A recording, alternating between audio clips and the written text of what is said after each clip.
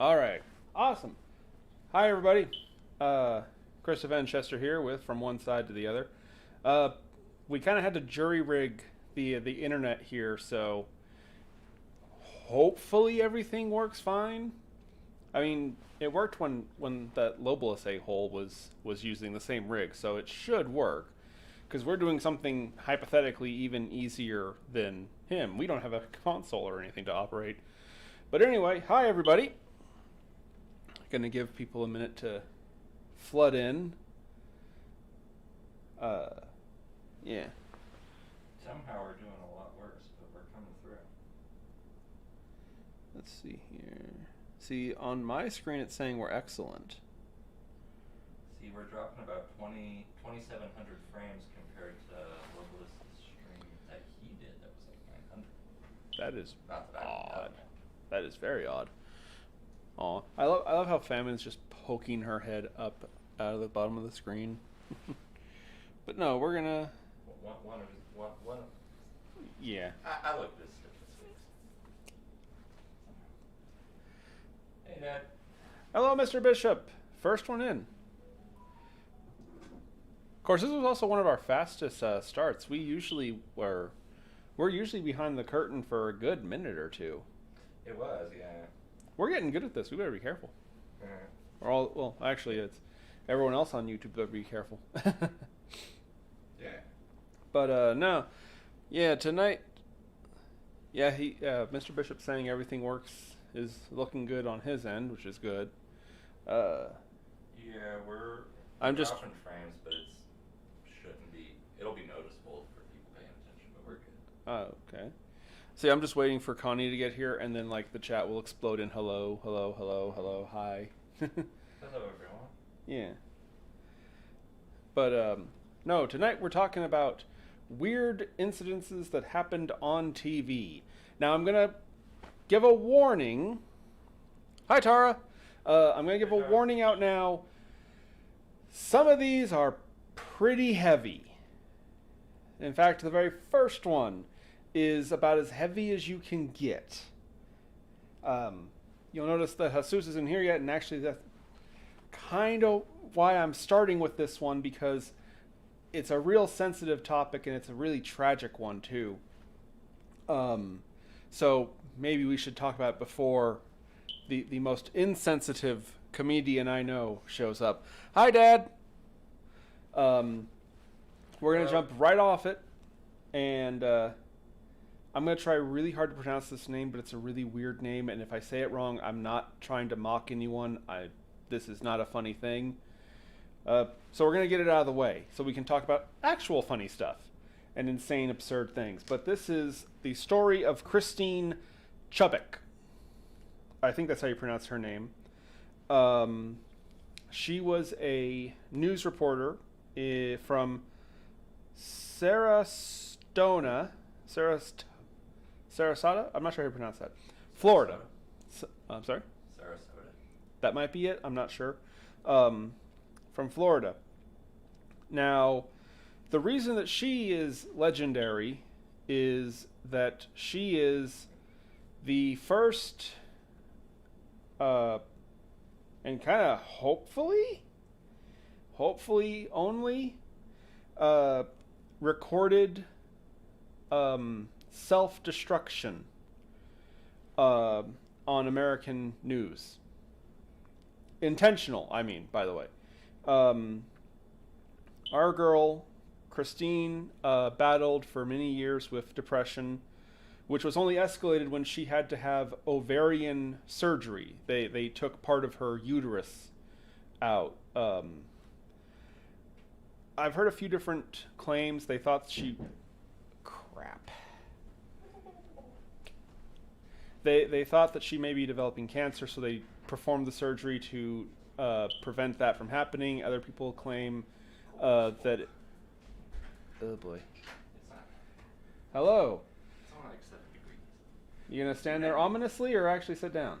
I always stand ominously. Anyway. Hi, Mom. A terror to society. The only thing you terrorize is all-you-can-eat buffets. Well, to be fair, the last one I went to was in the Springs, and I should have swapped hoodies. It's only 29 degrees. No, I said I should have swapped hoodies Oh. because of that. Because of what? Oh, a bear? Oh, well. Oh, your brand. Well, take it off. Not sponsored. There you go. Yeah, but the problem is I tend to say some outrageous shit on this show. Oh, yeah, no. I was trying to actually get a topic out of the way because I'm terrified of what you're going to say. Well, you can turn our heater on. Oh, dang. Well, folks, y'all got tickets to the gun show. Oh, I thought you had a sleeveless shirt on. Hi, Connie, and there it is. What? Is our heater on? It should be. Sit down. Yeah. Anyway, Oh, I see. She's so happy to see me. told She you just. once Jesus sat down. he did call it. He said she was going to attack you as soon as you sat down. She was so excited to see her favorite Mexican. She was gonna jump on my lap and say hi. Uh-huh. You couldn't even say her name. To be fair, You don't know it. that and I'm terrible with names. Anyway. I told you about the story of my first ex. Oh, my God. Anyway, though, so we're getting back, as I was saying, the tragedy of Christine Chubbuck. Shut up. That actually sounds like a very interesting name. So anyway, she was going through lots of depression. The saddest part is that a lot of people who worked with her said that she was on the recovery. The irony is that they claimed she was getting better when she stopped taking medication. The problem really came, and a lot of people pointed at the producers behind the studio. And for the record, I'm not going to name the studio for a couple of reasons. One, this is a tragedy, and there's no benefit to blaming anyone, even though a lot of people say it was the producer who actually pushed her. Especially when we get to what her last words were. You can't be moving the phone. We're cutting out. Oh, shoot. Are we okay? We're still live. The video stopped.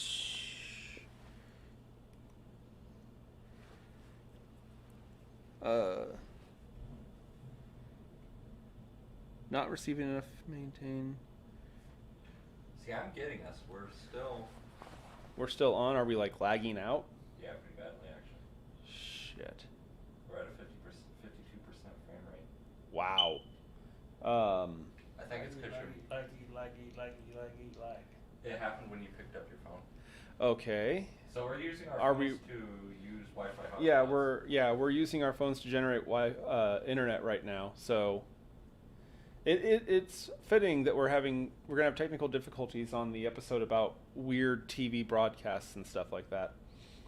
But anyway, so as I was saying, yeah, it says we have no viewers. See, I'm still picking this up on my phone. The connection hasn't broken. I'm still on. See, people are still talking in the chat. Yeah. Okay, so I'm assuming that we can still be heard and seen. Yeah. Okay. Anyway, We've I'm going to try real hard not to use my phone, which is where I put all my notes, which sucks. But anyway, so again, I'm not going to say names, but tragically on July 15th of 1974, Christine made the ultimate decision, the final decision.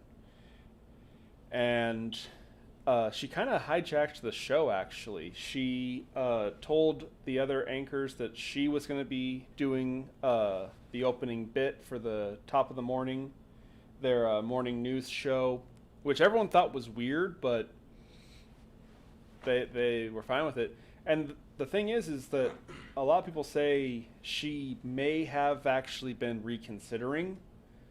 Really wish that she had, but because, again, everyone thought she was on the recovery. Everyone thought she was doing good, actually. Oh, now we're good. Okay, it's literally just not holding up the phone. Okay.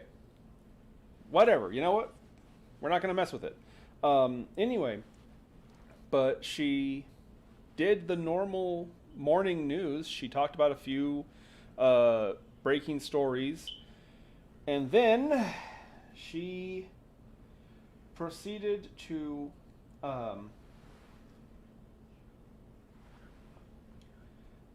let me see if I can find her actual last words.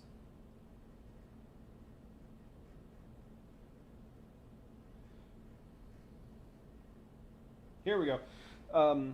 She proceeded to pull out a Smith & Wesson revolver, 38 caliber, and said, and I'll quote, "In keeping with the station practices of presenting the most intimate and complete reports of local blood and guts news, blank station presents what is believed to be a television first in live color exclusive coverage of attempted self-destruction."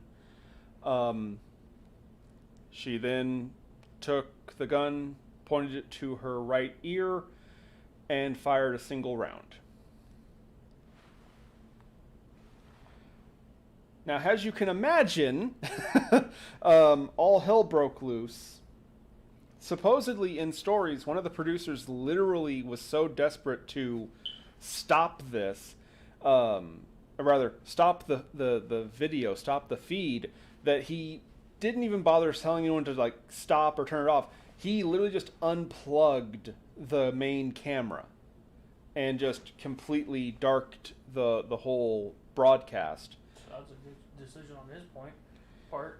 Well, see, and it's one of those annoying things because her last words were very ominous and very strange, talking about, you know, intimate blood and guts in the news. And yeah, a lot of people say that she was very opposed to shock and awe reporting, you know. Because you got to remember, this was in 74, if I'm not mistaken. I'm afraid to check my damn notes. Yeah, 74. 74 was the death thralls of the Satanic Panic. Everyone was trying to be shocking and avant-garde and artistic and you know, I kind of actually have to agree with Christine. Obviously not the action she took. That was tragic, and that's never the right answer, by the way. Get help. Yeah, and there is help, by the way. There's Okay. always someone to listen to, or someone Yeah. who's willing to listen. Yeah, I mean, Or we're be right. petty. We're Stay right. petty. We're right fucking here. You know what I mean? I know I shouldn't talk for other people, but I'm willing to talk for the people who work on this show. Hell, in the chat. Nobody wants you to do that, man. Nobody wants you to do that.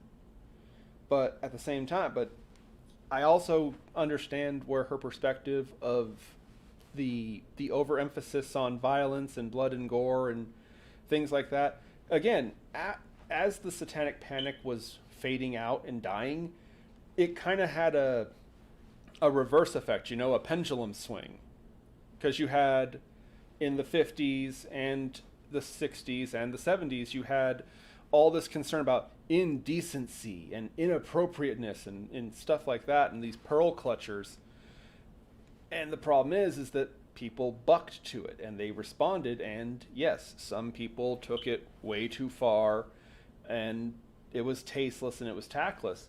So I kind of see what I think she was talking about in her final moments, her last words. But there's a bit of a ghost story, because you see, today most cameras don't actually record. The camera we use for this show example, it doesn't have any kind of a recording device on it. It is something you connect to the recording device. You connect it to the television. Back in 74, cameras were these massive machines that had entire tapes in them that recorded that way. Which, real quick, to slightly lighten this up, Bishop, you were a cameraman. Did you ever have to work with those monsters? Yeah, the shoulder cams, yeah. Yeah, the mount, or there's a term for, is that a mounted cam? Shoulder cam. Shoulder cam, okay. Mounted cam. I was just wondering. The big ones that you see on like the Yeah. basketball games, yeah. Yeah, those big monsters, they're the size of a child. But anyway, those were the standard procedure used camera. Those cameras had tapes in them. Now, the studio, which again, I'm not saying their name because I don't want drama or accusations, they claim that there was only one camera filming during the broadcast. It had a tape in it. And supposedly that tape still exists today and is actually like hidden away in a basement, in a sealed box. What was it, 94? 74. 74. Shit, it's 25 now. Oh god, don't bring that up, please. The tape on that might have been already corroded and Yeah, it probably wouldn't even exist today.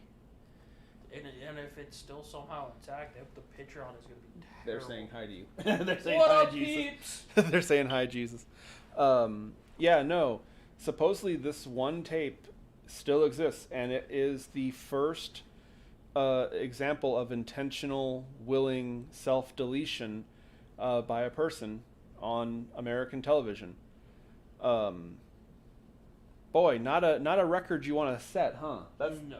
you know, you don't want anyone to set it either. But yeah, and all we have to, she didn't leave like a note. Everyone thought she was fine. There are some ghost stories that supposedly she was actually. And ironically, she claimed it was because she stopped taking the meds that they were giving her. Again, I'm not taking sides. I'm just telling the story that I was told.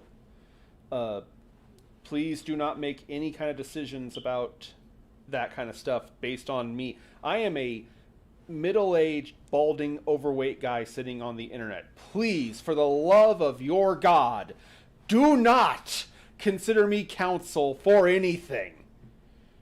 Okay? But anyway, some people claim that the reason that she actually did it was because she had a confrontation with the producer, who was pushing for, no, we don't want to talk about sweet little old ladies and Girl Scouts and happy stories. We want, talk about crime statistics, talk about, violent stuff, the blood and guts kind of thing. Yeah, the sad part is look at the news now. That's mostly what it is. Shock and all. What sensationalism? Yeah. Sensationalists. They don't report on any of the good. If they do report anything good, it's very small. Everything else is like any traumatic BS that happens. Yeah. Yeah, no, we it still is a bad thing, and this is gonna sound completely shallow and low. I'm just gonna point out here, I have her picture on my phone here. She was a pretty lady. This is a tragedy in every realm. Obviously, I'm not going to sit here and say, that the producer drove her to do that or what, but that is the story that is told of her. Some people even argue that she was a sort of an activist for modernism. You know what I mean? For toning things down. She was trying to convince people to tone down rhetorics and things like that. I don't know if I would say that personally. This honestly sounds more like it was just a very sad person who most likely got pushed in the really, really bad direction. But yeah, she is unfortunately, infamously, the first and hopefully only live broadcast self-destruction.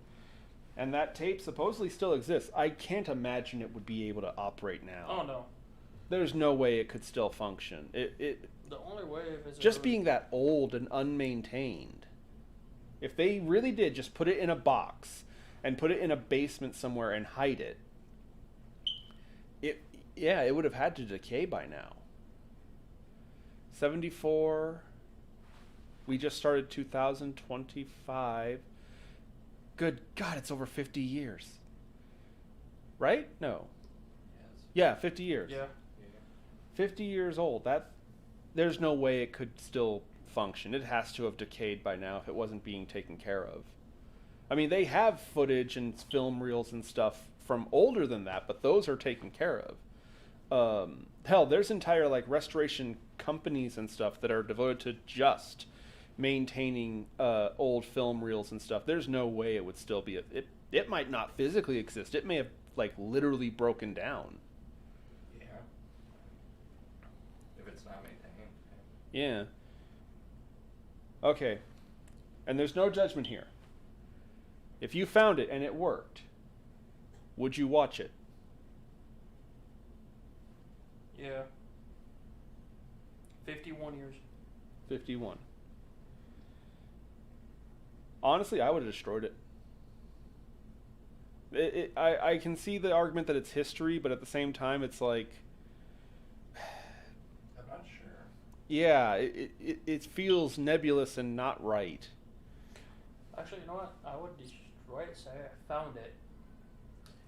But... You'd make copies. No. I would release it, but the title on it would be that, but the tape inside would be the ring. God. Start the whole shenanigans over again. Oh boy. All right, so after that horrible, heavy story, you guys want to laugh at something a bit funny? Well, this might not be funny if you're a bird lover. So this is a scene. This is a moment that is so improbable, so impossible, that theoretically this moment could not have happened. It can't exist. It couldn't be real. But it did back in 2001. Let me see here. Diamondbacks pitcher Randy Johnson, by the way, considered one of the best pitchers in the world. It was argued he had the fastest fastball alive. Are we still good? Yeah. Okay, cool. I realized I touched. Randy Johnson is considered to be one of the greatest pitchers of all time. He is a Hall of Famer. Yeah. And yes, he did actually win the World Series. He was on a World Series winning team. He was an MVP. Huge accolades. Phenomenal player. Wonderful person as far as I know. He also holds the distinction of throwing the impossible pitch. A pitch where so many minute details had to happen exactly correctly, just in that way to make it happen, that in all laws of probability, mathematics, and physics, this event didn't happen. It couldn't have. But it did. Because Randy threw a fastball at the exact same time that a pigeon was flying by and proceeded to literally liquefy the bird. The ball was hitting it so fast that there was no solid matter left of the bird. Literally liquefied it in an explosion of feathers and gasps. Well, they pitch him like I think 89 and above miles an hour. No, his pitch was literally considered one of the fastest pitches in the world. He is still considered one of the all-time greats. He was in the Hall of Fame, but no. Wait, you mean he hit a home run? No, Or he hit a ball? he threw. Pitch. He pitched a ball so fast that when it hit a pigeon that was flying by, it literally exploded in feathers and was liquefied. There was nothing physical left of it except the feather. Fastest pitch is 105. Now, here's a question for you. What's the terminal velocity for a baseball? How fast does a baseball have to go to kill someone? That depends on where you aim. But here's the funny thing.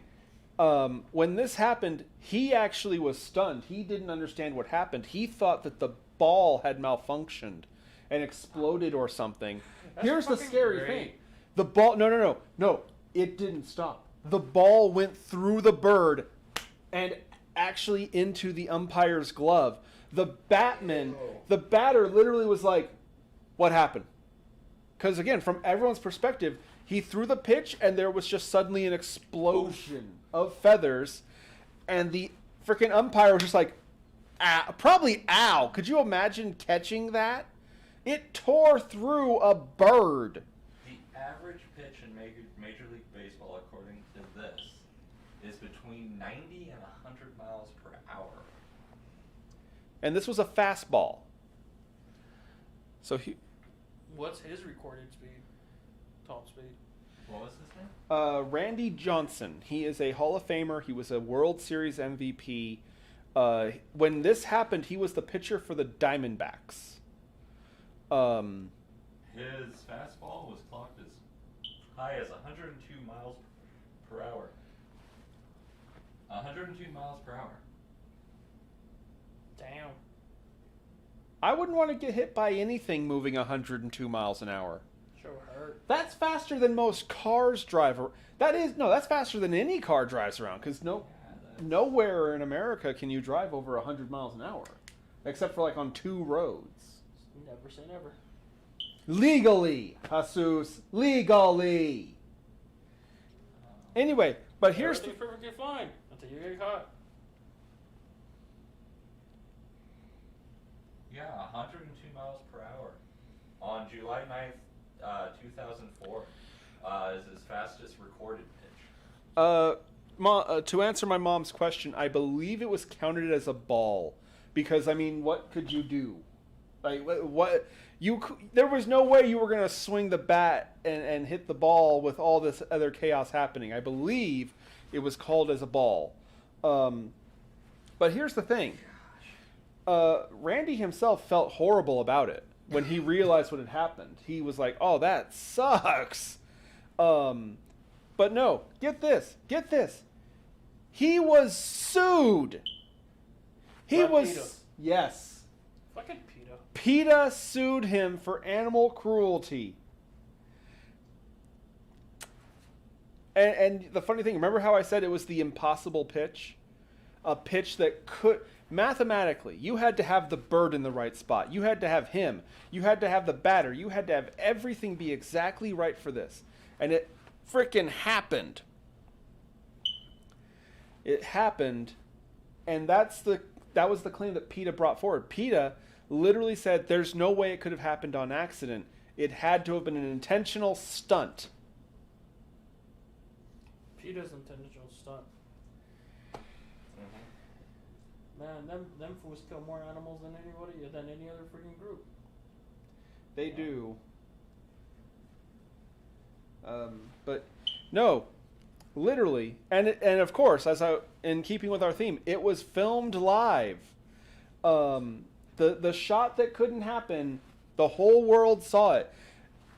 And keep in mind, this ball is moving so fast. Like cameras back then, even just in 2001, no, it wasn't going to come in crystal clear.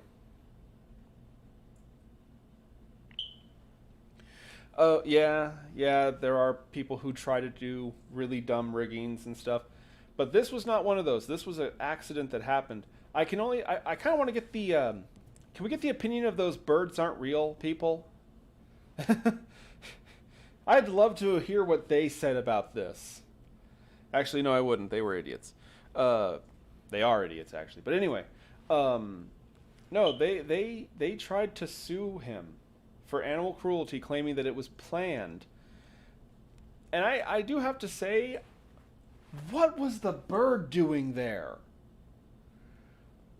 Why would a pigeon be... Streaker on the field. Yeah, they're streakers. Yeah, I get it. They're streakers. But, like, you would think that the birds would be scared off by all the activity and people running. There's people shouting in the crowd. Like, you would think it would have gone away. I heard some people claim that it may have been a dove, actually, that was, like, going to be... They were going to do a dove release ceremony and one got loose or something. But the fact is, there was a pigeon, and he got the pigeon at 102 miles an hour. It is horrifying. Hold on a second here.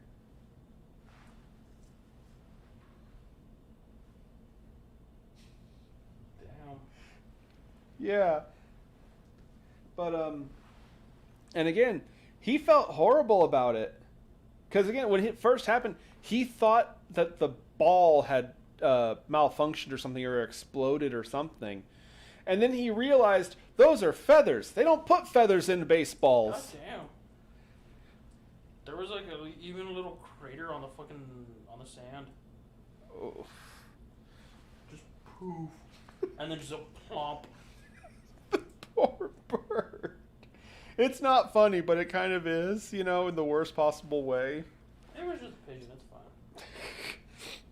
Or just a pigeon. Yeah. The rats of the skies.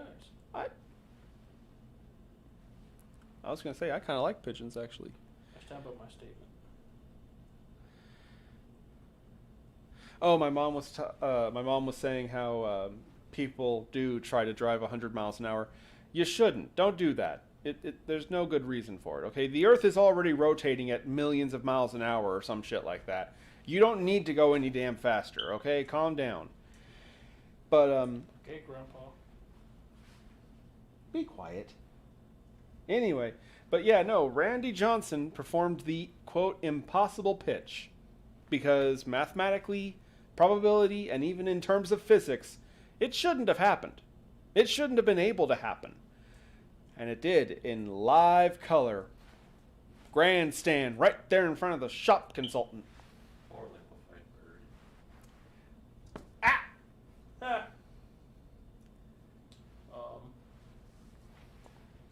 I'm assuming no Cokes. Oh, there's a burrito in the fridge for you. Wow! I know, right? Come over. This guy. It's like, where's my Coke? Okay, now the next one. Gotta get that YA fix, man. Yeah. Anyway, though. Now, this next one. I want to put a little disclaimer up before we get into this one. We hear... Oh, thank you, sir. Oh! Oh. You can have that one. Fruit punch. Haven't had this one. Here you go. Anyway, though. This next one. We're going to put a disclaimer up. We here at the Vagrancy Horror do not, for any reasons, condone the use of violence. We do find it funny, though. We do sometimes find it funny. But we don't condone it, and we do not encourage it. Absolutely not. In no uncertain terms do I want this to be conveyed. Never, ever is it okay or good to inflict violence upon another person for political reasons. Did you just dump your change in our taquitos? No. Apparently you did. Apparently I did. I am so sorry about that. The offense. Anyway, as I was saying. There we go. Anyway. I do apologize. It is never We'll take your okay change. to hurt someone over a political opinion.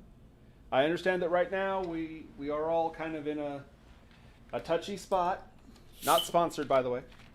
Everyone has some very sore feelings about politics right now. I'm gonna be honest. If we ever get a sponsorship, I'm hoping the first one we ever get is that. Fuego box? No. Coke. Coke. Oh. Coke. I like Coke. And actually, we're going to be talking about them a little bit later. Actually, they're their chief competitor. But anyway. Okay, so we have that big disclaimer out of the way. I can't be sued for what I'm about to talk about. Right? Right? Well, with smart people, no. Yeah. But PETA exists, so. Yeah, fortunately, this was done to a person, so PETA won't give a crap.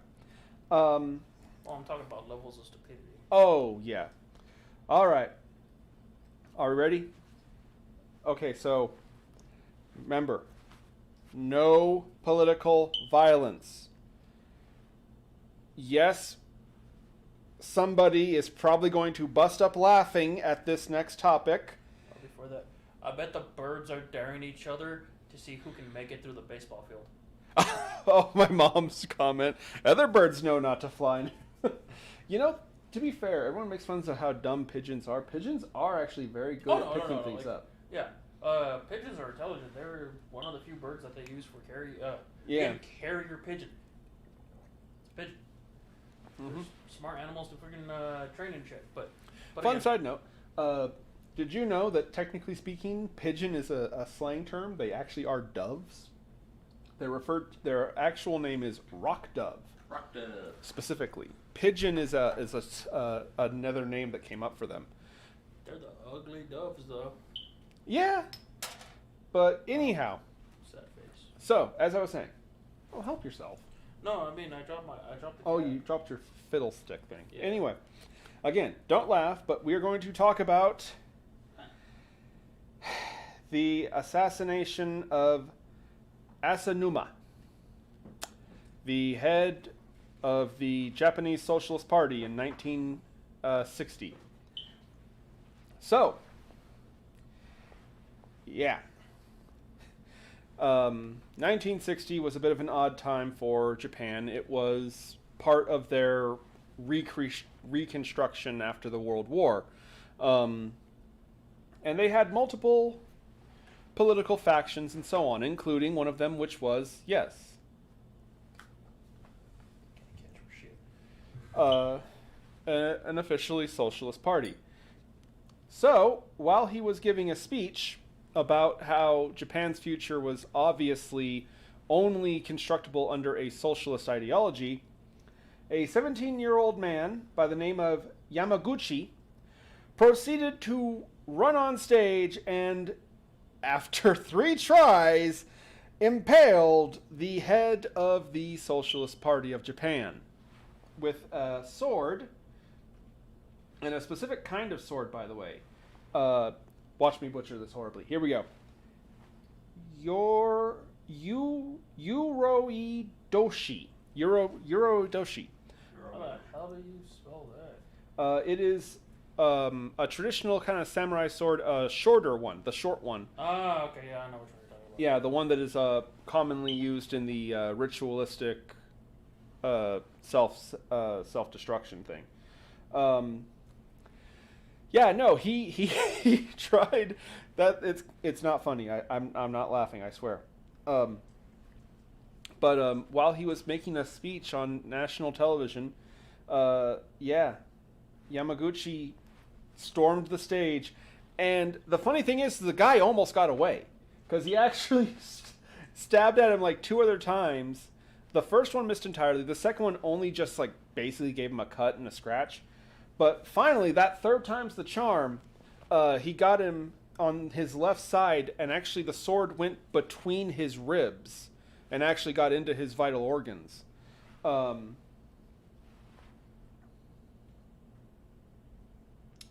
And here's the kicker, though. That political debate was one of the most televised programs in Japanese history. It was seen by literally a majority of the entire Japanese population, millions of people. And in case you were wondering how popular the Japanese Socialist Party was, the network that was broadcasting it, NHK, actually had people calling, rough translation incoming, saying, "Play it again in slow motion." That's great. They had repeated calls of people, different people, by the way, not like the same person over and over. They had people being like, "No, I want to see this guy get it again."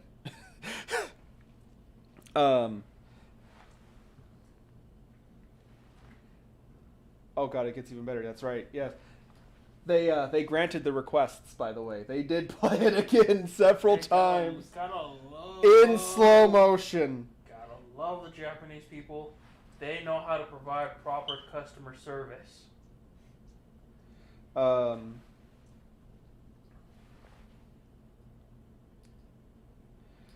Here's an interesting thing. Yamaguchi was not a nobody. He himself was actually another politician who was supposed to be involved in the debate.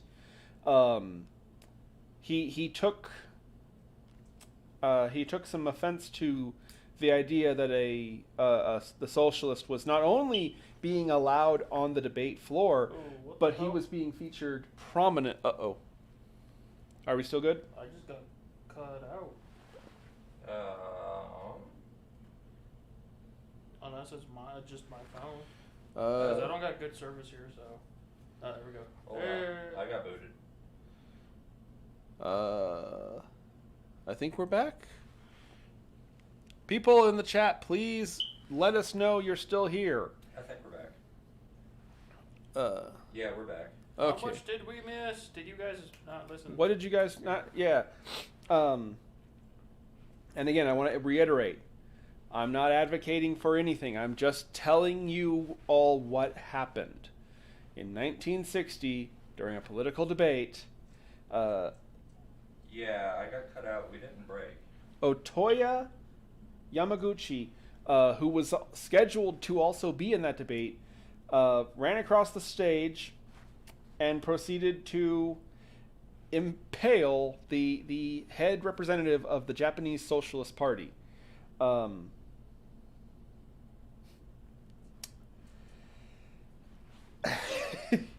it's funny too. Well, it's not funny at all. You're right. It's hilarious. We don't condone political violence. We just think it's funny Funny. sometimes. Obviously, it's not actually funny. It is obviously sad. The sword itself was very real.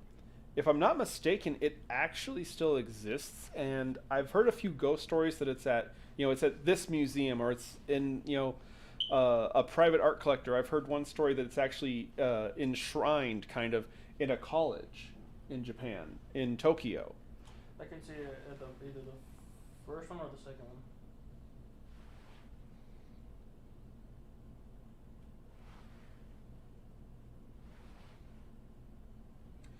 one. Yamaguchi obviously was arrested. Sadly, 3 weeks after the assassination, he decided to also take his own life.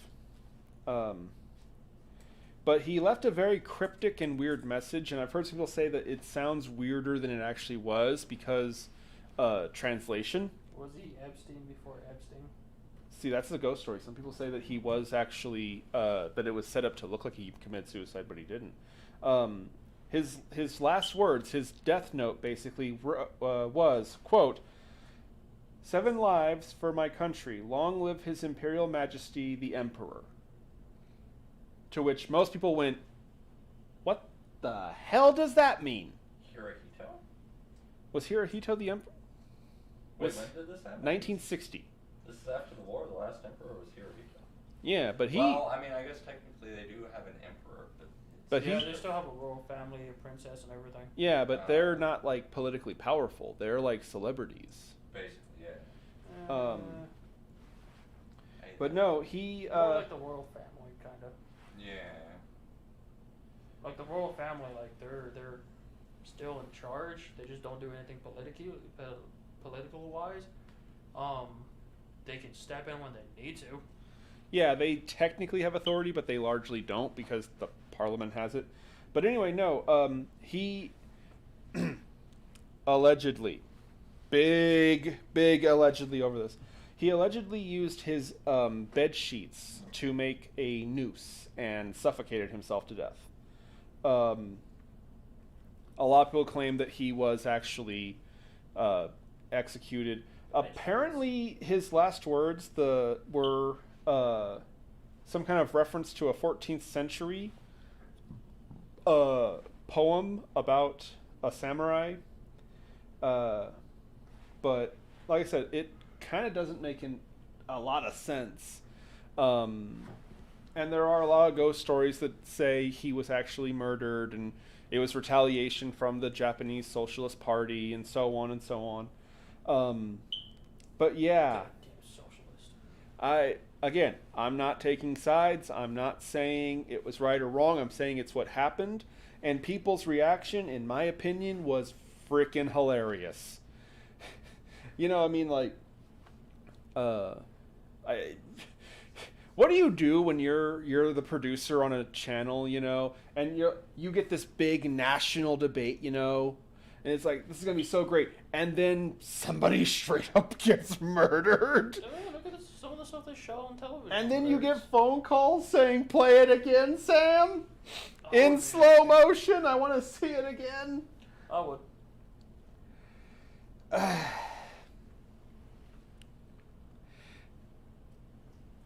Yeah, my mom might have a point. Maybe he chose to do it because he figured that the Socialist Party would actually be worse. That's another possibility. We'll unfortunately never know. But supposedly, yeah, the swords.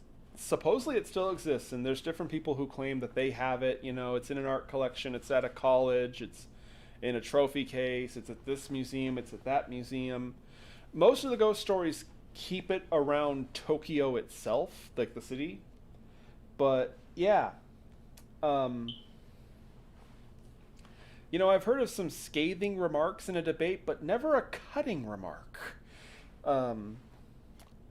Would it be uncouth to say that he really got his point across? Yes. No, I think you really did. Oh, that's a bad one. I had a very pointed argument to make. Yeah. Oh, both of you. Again, look, I'm not saying you should ever visit harm on anyone politically. I'm just saying this is what happened, and the viewing public responded in a oddly comedic way. They apparently liked seeing that. Of course, as you can guess, as we've mentioned, yeah, he didn't make it. Asanumi, I think is how you pronounce it. I'm not sure how you exactly would. Asanumi, I think is how you pronounce it. Asanuma. Asanumi. Asami. Anyway, though, he did not survive. Most people say that he died instantly. Of course, there are dramatic stories that no, he was still alive and they tried to help him, but there's not much you can do when there's a 2-foot piece of sharp metal sticking through your ribs. Well, it depends where he was hit. If it was the heart, It was on the left side, so it may have actually gotten his heart. He would have. The heart, yeah, the heart's on the left, isn't it? He would have suffered a bit just because there was still oxygen being pumped to the brain. He would have bled out quickly, but he would have been conscious for at least a minute or two, maybe 3. But there's a cherry on top of all this. There's a cherry on top of this. The killer, he claimed that he didn't kill the guy because he was a socialist, but rather because he proposed alliances and treaties with the CCP, the Chinese Communist Party. So it's yeah, right. I know everyone's like, oh, socialist. Okay, I wouldn't kill him for being a socialist, but he talked to those damn commies. Yeah, and that wasn't that too far away from World War II, and everything that they did. Less than 20 years. It would have been less than. Yeah, when Japan was Japan surrendered in 45. Thank you. So yeah, this would be 15 years later. Only 15 years. That would still be pretty sensitive. Yeah, there would still be a decent amount of fucking Animosity. That word among both countries. Oh yeah, I mean, There still is. I was gonna say they're. I mean, again, I honestly believe China they just like to troll people.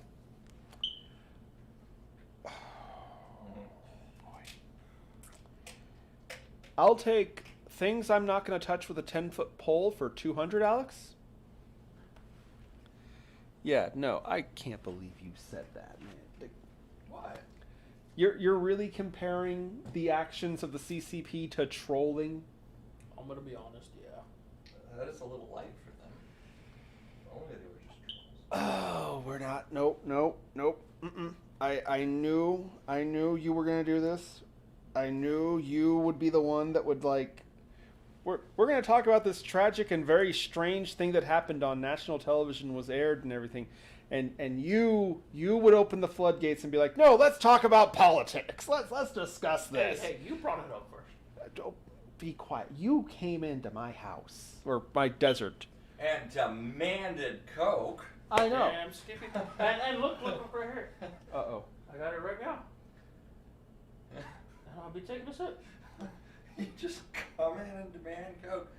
Do you guys have any Coke, by the way? Okay, so, but yeah, we're not gonna touch that. We're not gonna touch the CCP and stuff like that. Maybe in another video. But right now, we're gonna move on to. You want another one that's just kind of funny and not bad. That's more lighthearted. That doesn't involve somebody being turned into a kebab. Are they going to be asking for slow motion? I'm sure some people did want to see this in slow motion because this is, depending on your political opinion, this next incident is going to be one of the most awesome stand-up, you go moments, or is just going to make you want to cover your face in shame. We, of course, are going to be discussing the infamy that is, I'm going to try and pronounce this name correctly, Charlo Green. Now, Carlos Green? Charlo. So, Miss Green is infamous in Alaska and Canada, if you're not familiar. Probably most people wouldn't have heard of her. She's still alive, by the way. I shouldn't be talking like she's gone. And also, for the record, I'm not going to give my own personal political opinions. I'm sure my wonderful... I was thinking about that one, Mom, but I decided not to, actually. Maybe we'll talk about that one in a future episode. I know what you're talking about, the cellular bomb. But we're going to talk about this one right now. Charlo Green. So, again, she's not really super well known in the greater 48, so to speak. She's from Alaska. And again, she's more known in Canada, actually. So, she was a... She isn't anymore. She's alive still, but she doesn't have this job anymore. She was a news anchor for KTVA, Alaskan television. She worked on a news broadcast, and anyway, so as you know, cannabis isn't legal in Alaska, which is bizarre because it's like there's 8 people there. What the hell? Why do we need laws for like a dozen people population? But anyway, and her news channel was actually doing a story on a cannabis shop, the Alaskan Cannabis Club, which was raided and being investigated by state police and so on.